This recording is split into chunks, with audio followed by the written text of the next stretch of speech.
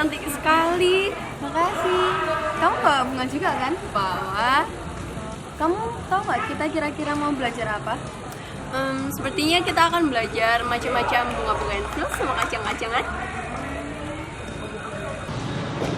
Hai Nasya, hai Angel. Hai. Ayo sama kelas. Ayo.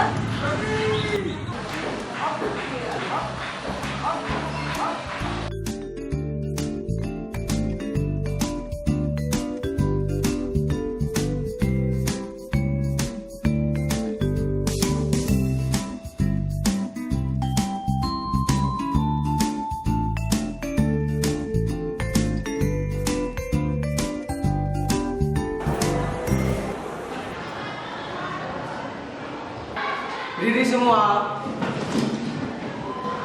Memberi salam.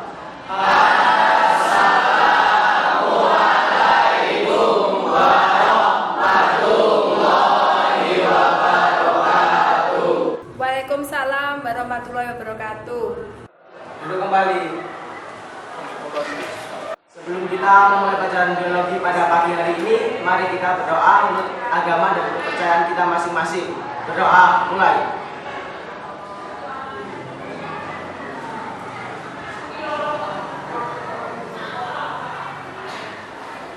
Berdoa selesai. Bagaimana kabar kalian hari ini? Baik. Faruk, apakah ada siswa yang tidak hadir pada hari ini? Alhamdulillah Bu, teman-teman sehat semua. Hari ini lengkap Bu. Alhamdulillah, puji syukur kehadirat Allah SWT bahwa pada pagi hari ini kita diberikan nikmat berupa kesehatan sehingga kamu dengan saya bisa berada di tempat ini untuk belajar biologi. Anak-anak, supaya kalian bersemangat, tolong dikeluarkan biayanya. Ketika Bu Ellen mengucapkan semangat pagi, kalian harus menyampaikan apa?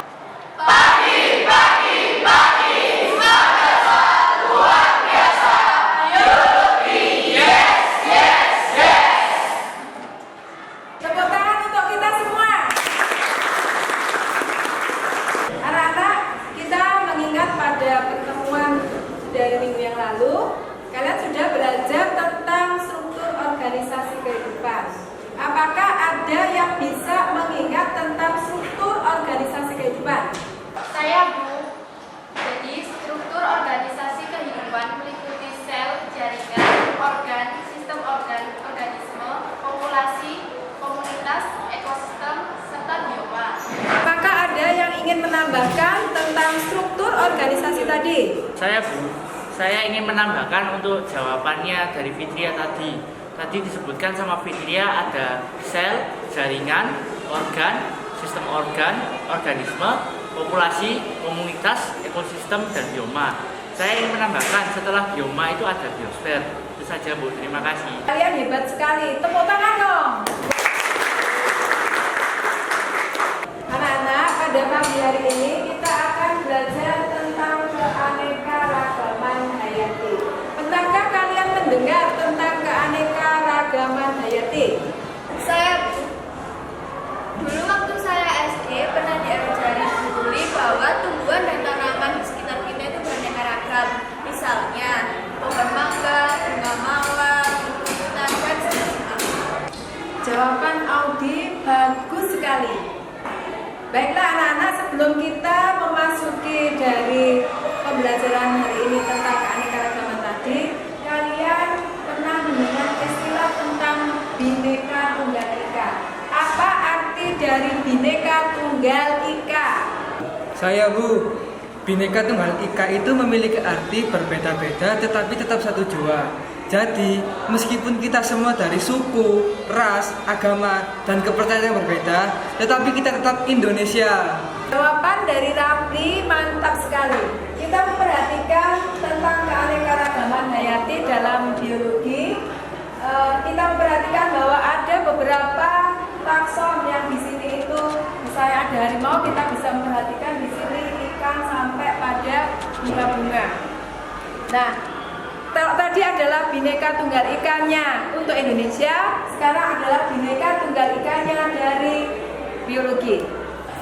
Anak-anak, tujuan kita belajar pada hari ini adalah adalah menganalisis berbagai tingkat keanekaragaman hayati, ancaman beserta pelestariannya, menyajikan data hasil penyerapan ilmiah tentang permasalahan pada berbagai objek biologi dan tingkat organisasi kehidupan. Anak-anak, silakan kalian membentuk kelompok sesuai dengan pembagian masing-masing. Ketua kelompok maju ke depan untuk mengambil peralatan yang akan digunakan untuk proses pembelajaran. UKBM dengan segala perangkatnya di sini, kemudian juga bunga dan seterusnya.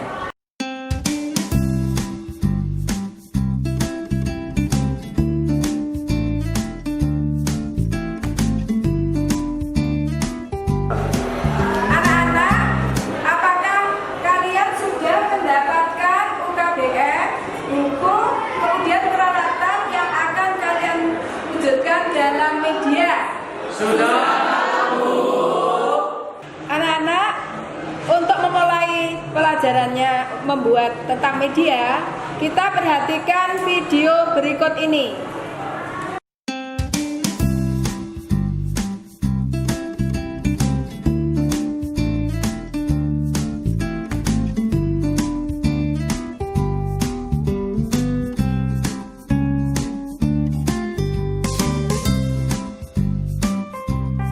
Anak-anak, setelah melihat video tadi, apakah ada yang ingin memberikan tanggapannya?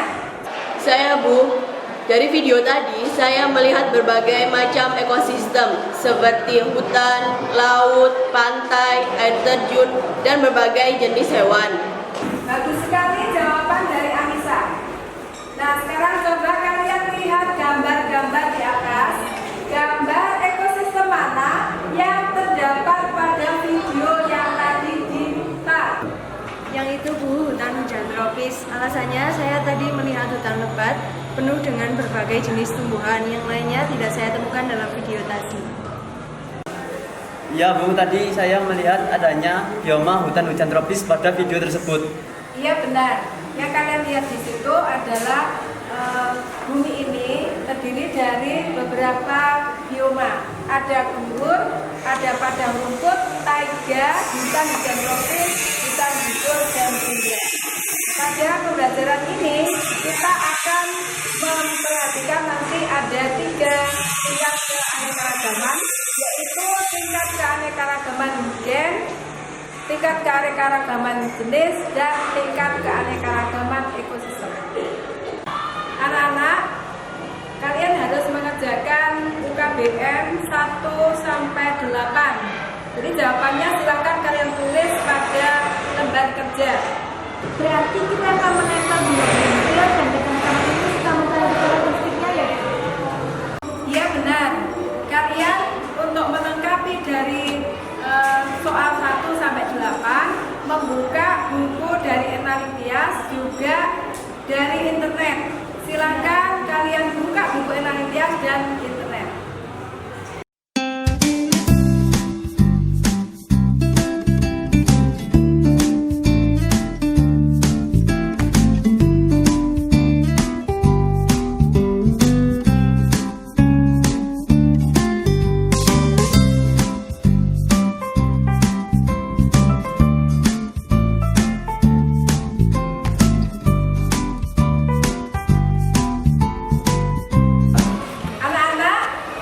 Kegiatan untuk kalian membuat media telah berakhir.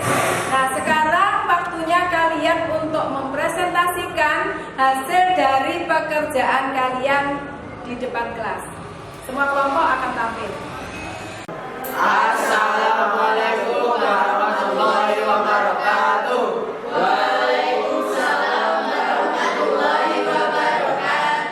Kami dari kelompok 2 akan mempresentasikan tentang bugenvil putih. Setelah kami mengidentifikasi dari semua jenis bunga bugenvil, untuk kelompok ini saya akan menekankan pada bugenvil berwarna putih. Untuk karakteristiknya pada bugenvil putih adalah memiliki tulang daun menyirip, berbatang kecil dan bercabang, Memiliki seludar berwarna putih dan memiliki duri yang tajam. Adapun persamaan dari semua jenis bunga bugenvil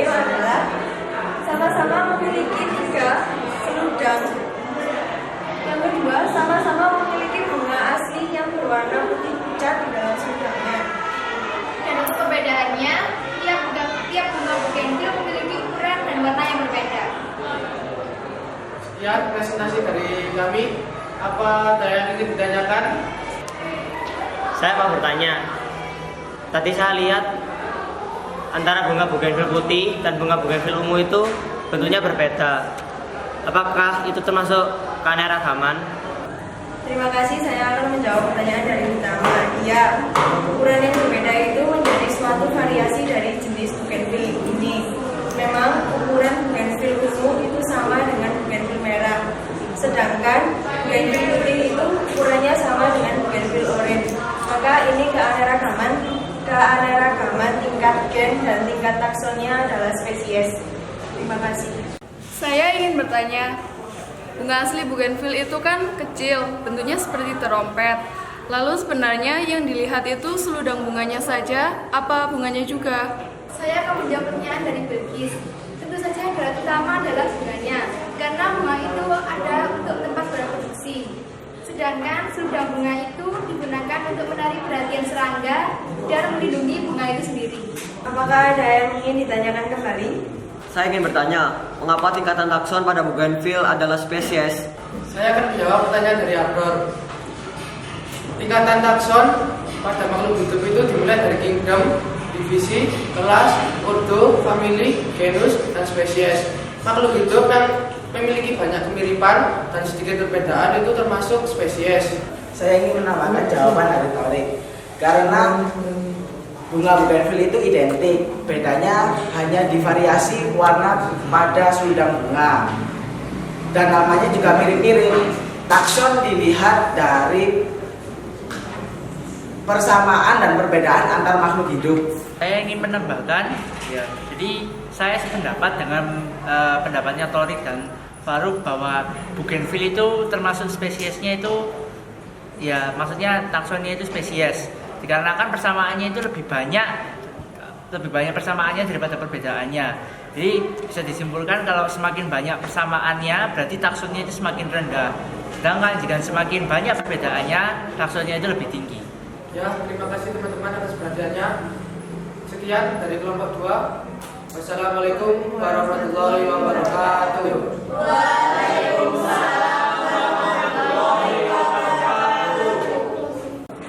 Anak-anak, coba perhatikan slide berikut. Tingkatan takson dari makhluk hidup, khususnya untuk tumbuhan, dimulai dari kerajaan atau regnum, divisi, kelas, ordo, famili, genus, dan spesies. Untuk bugenvil yang kita bahas di sini tadi oleh 2 kelompok adalah tingkatannya pada tingkat spesies. Namun di sini dalam spesies itu terjadi banyak variasi, terutama pada warna.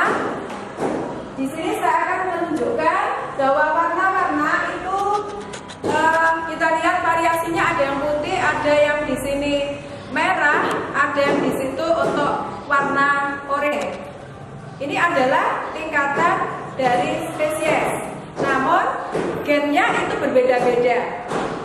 Kamu perhatikan bahwa di sini ada seludang yang 3. Ini juga memiliki 3. Karena itu persamaannya juga banyak kalau tingkatannya sampai pada spesies. Selamat pagi. Selamat pagi. Pada pagi hari ini kami akan presentasikan keanekaragaman kacang-kacangan. Setelah kami mengidentifikasi semua jenis kacang-kacangan yang ada di sini, kami akan mempresentasikan kacang tanah. Jadi kacang tanah itu merupakan biji berkeping 2, bentuknya seperti polong, struktur kulitnya keras, dan juga memiliki kulit yang ari yang tipis. Dan tentunya juga warna kacang tanah ini adalah coklat. Setelah itu kami akan menjawab pertanyaan nomor 2.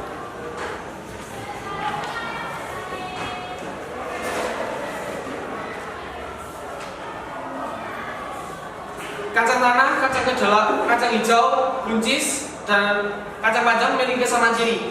Tingkat takson dari kacang tersebut adalah famili. Sedangkan untuk jawaban yang nomor 5, kacang tanah, kacang hijau, buncis, dan kacang panjang merupakan keanekaragaman tingkat jenis. Apakah ada yang ingin ditanyakan? Saya ingin bertanya, mengapa kacang ini bentuk dan ukurannya berbeda? Keanekaragamannya apakah tingkat gen juga? saya akan menjawab pertanyaan dari Audi.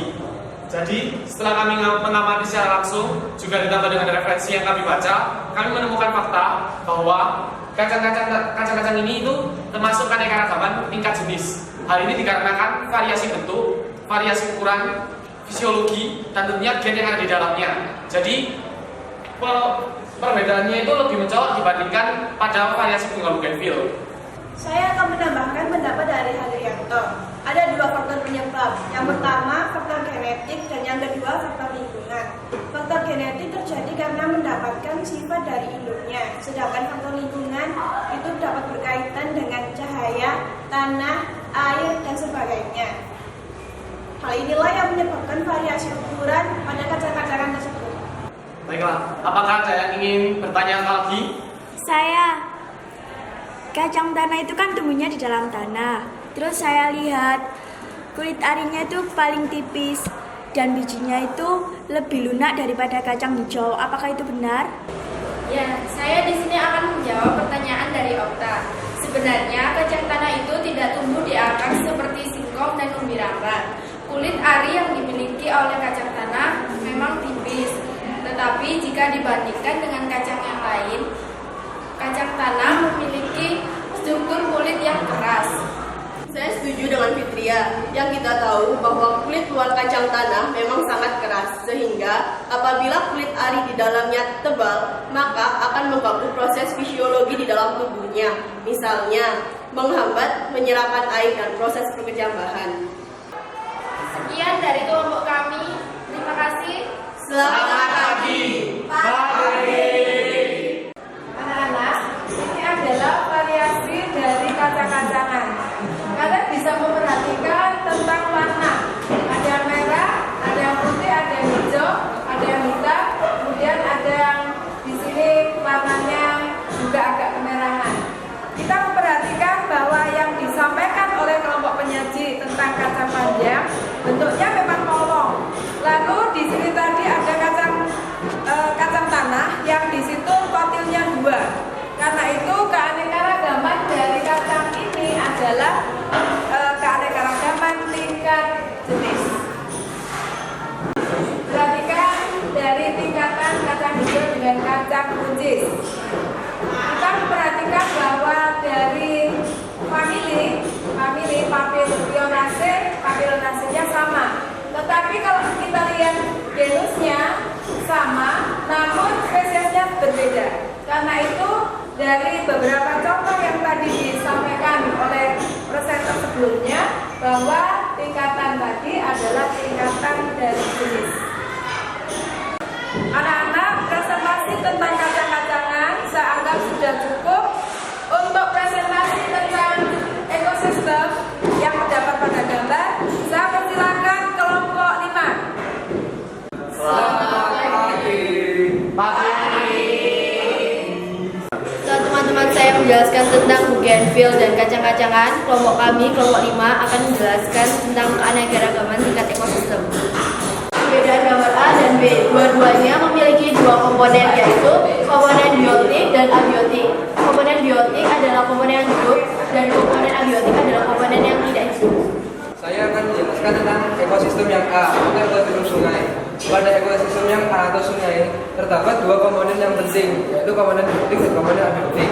Pada komponen biotik, di dalam gambar ini, contohnya adalah ikan tawar, udang-udangan, rumput, semak, dan pepohonan. Sedang komponen abiotiknya adalah air, tanah, cahaya matahari, kelembaban, dan bebatuan.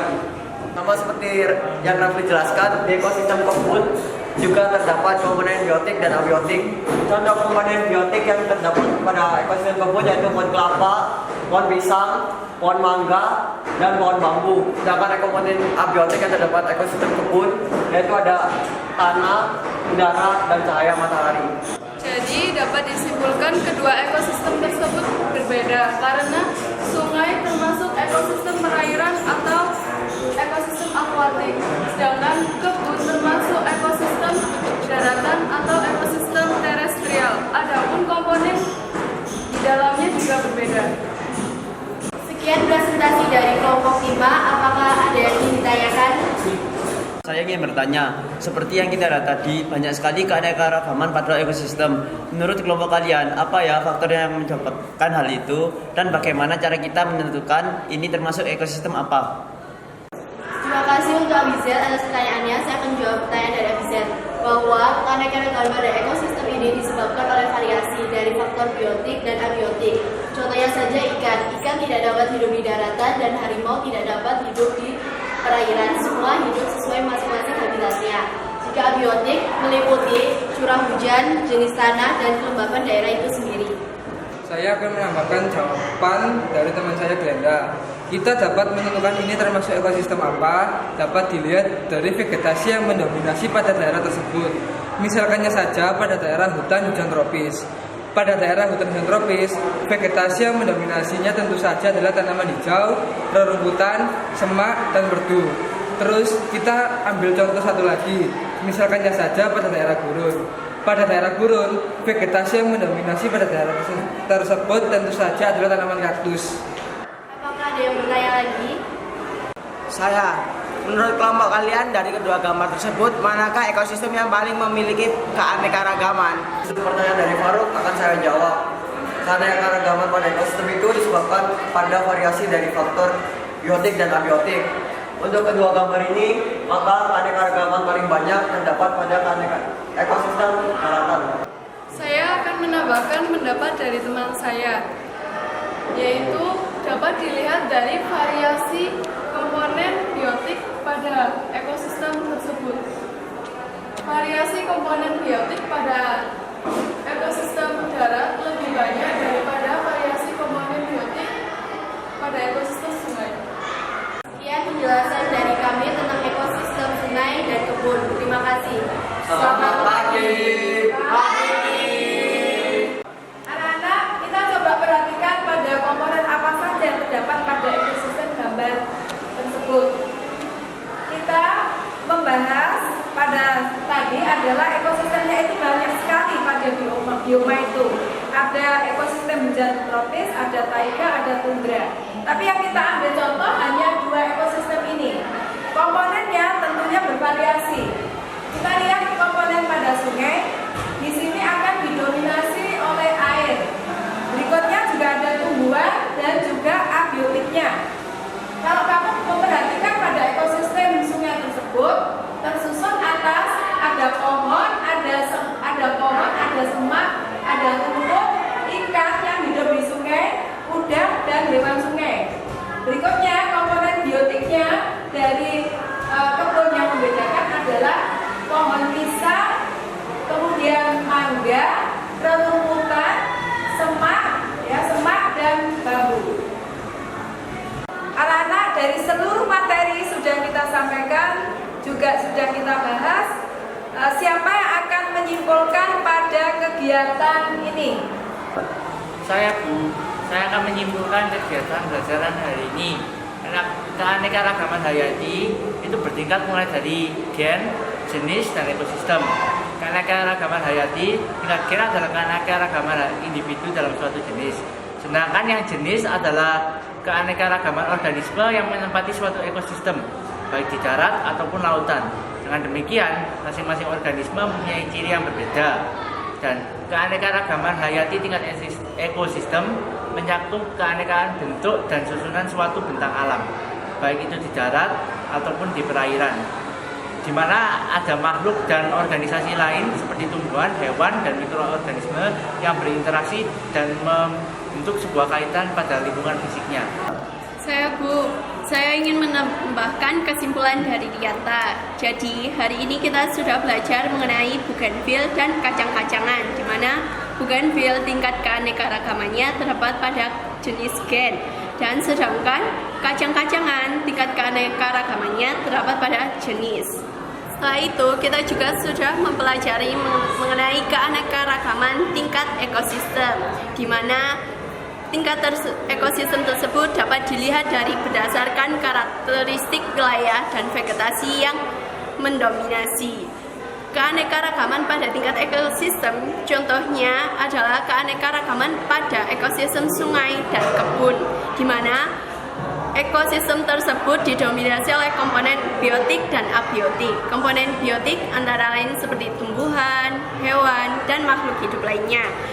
Dan komponen abiotiknya didominasi oleh tanah, curah hujan, air, dan kelembapan. Keanekaragaman hayati meliputi variasi bentuk, penampilan, jumlah, dan sifat-sifat yang terlihat pada tingkatan mulai dari tingkatan gen, spesies, hingga ekosistem. Variasi ini disebabkan oleh faktor gen atau keturunan dan faktor lingkungan. Anak-anak berikan apresiasi buat yang menyampaikan kesimpulan. Tepuk tangan dong. Kesimpulan dari pembelajaran kegiatan kita hari ini adalah bahwa keanekaragaman hayati dimulai dari tingkat gen, tingkat jenis, tingkat ekosistem. Semua itu adalah bertingkat. Jadi mulai terendah gen, jenis, tingkat ekosistem. Anak-anak, untuk mengakhiri pembelajaran pada pagi hari ini, kalian mengerjakan 2 soal box berikut.